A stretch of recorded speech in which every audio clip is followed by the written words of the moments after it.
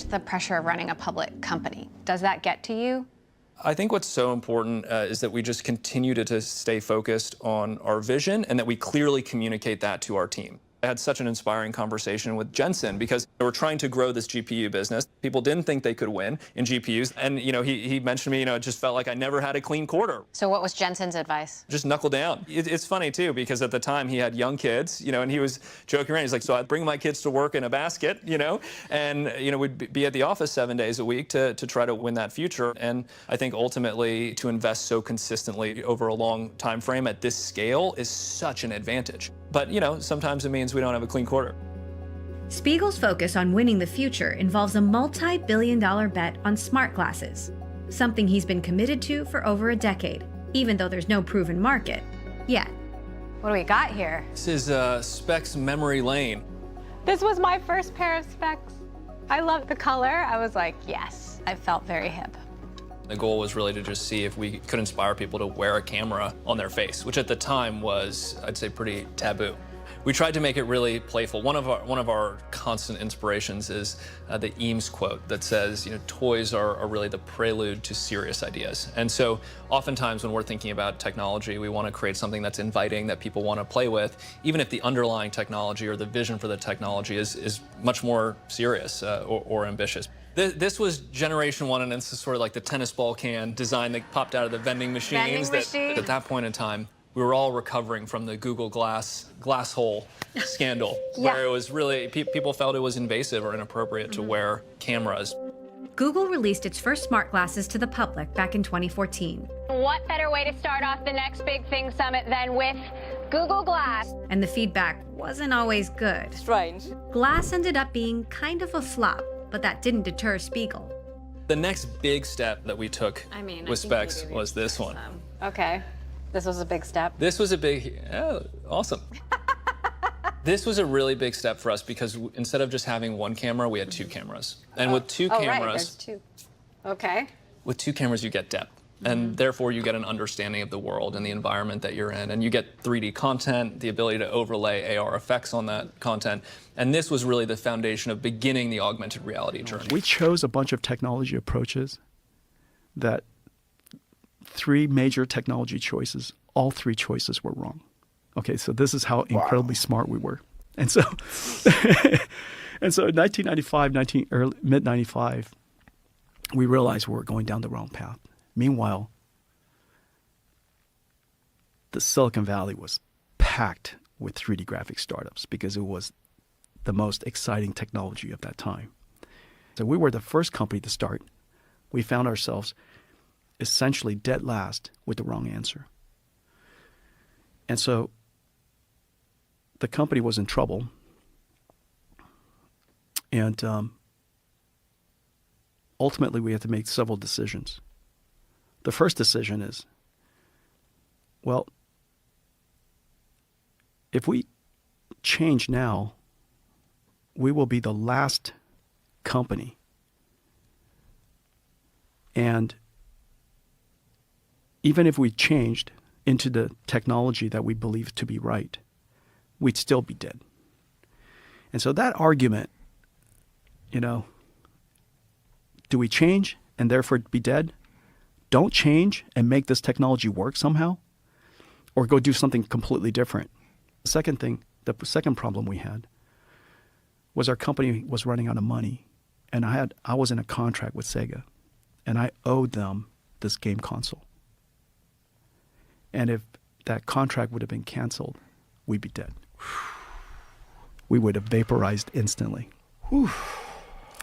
And so I went to Japan and I explained to the CEO of Sega, Iri Majiri, really great man. He was the former CEO of Honda USA, went back to Sega to run Sega, went back to Japan to run Sega. And I went to him and I said, listen, I've got some bad news for you.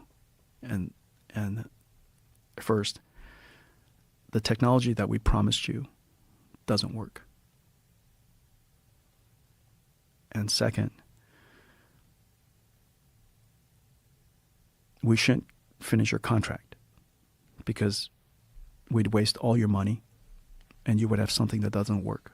And I recommend you find another partner to build your game console. Whoa. And so I'm terribly sorry that we've set you back in your product roadmap. And third, even though I'm asking you to let me out of the contract, I still need the money. Because if you didn't give me the money, we'd vaporize overnight. And he said,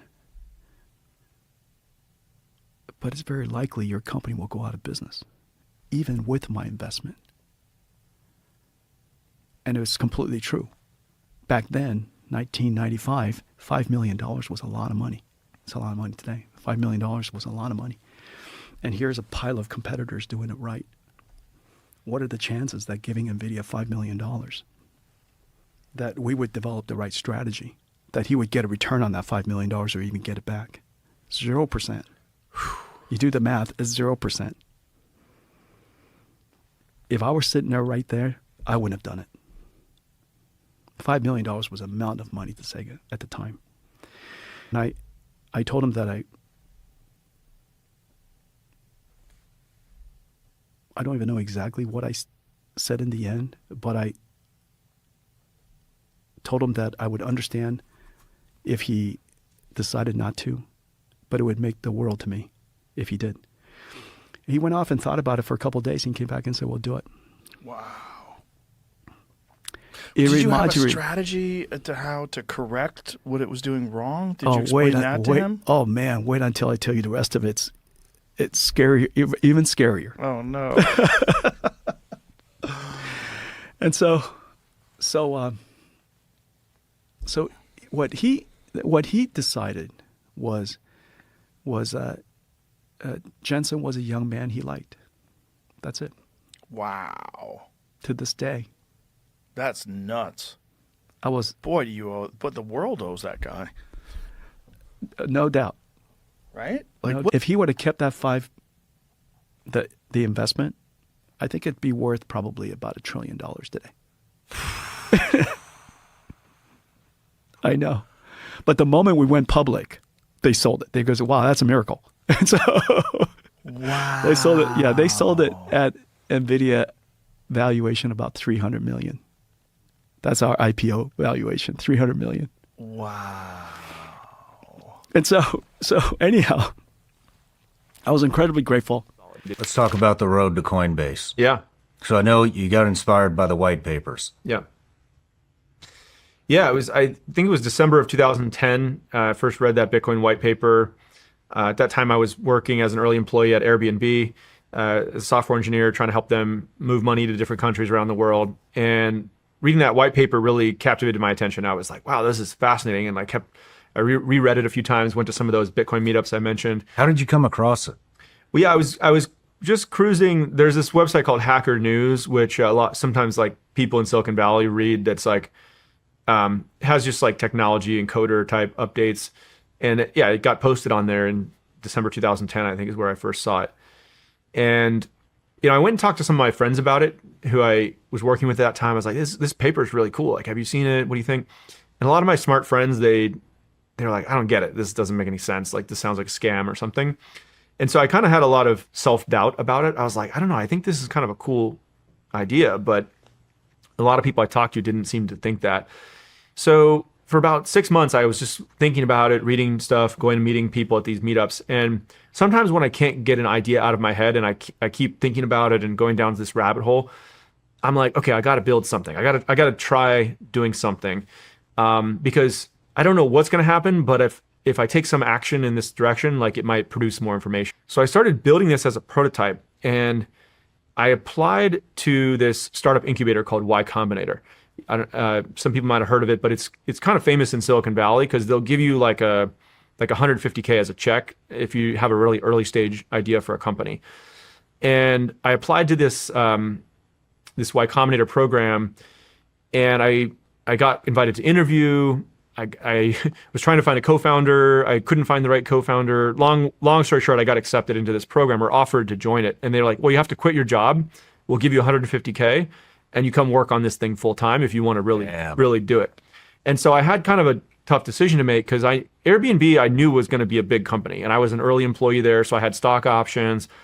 You know, that would have been like the comfortable path, right? I think if I had just stayed at Airbnb and just let my options vest, I probably would have been worth like tens of millions of dollars, right? And I had like maybe 20 grand in my bank account at that time as just being a software engineer in Silicon Valley, traveling a little bit, or, you know, I'd made a little bit of money and saved it, but I could tell I was on a rocket ship and this was going to be a good company. But I was like, I really wanted to try to go build something new in the world. And I was willing to take that risk because I think I was 30 years old, unmarried. I didn't have kids. And I had this really deep desire as well. I was like, I want to try to do something important with my life. You know, I don't know if it was like an insecurity that came from like just people not recognizing me, or, you know, I wanted girls to like me, or like whatever it was. I was like, I want to go do something important, like it's something crazy and something hardcore, you know, that really has an impact. And it, you know, for whatever reason, I was like, I have to do this and really give it a shot. And if it fails, like, I'll be okay with that. But if I never tried it, I would probably regret it. We don't play that. We don't play that. We don't play that. G-Unit. We don't play around.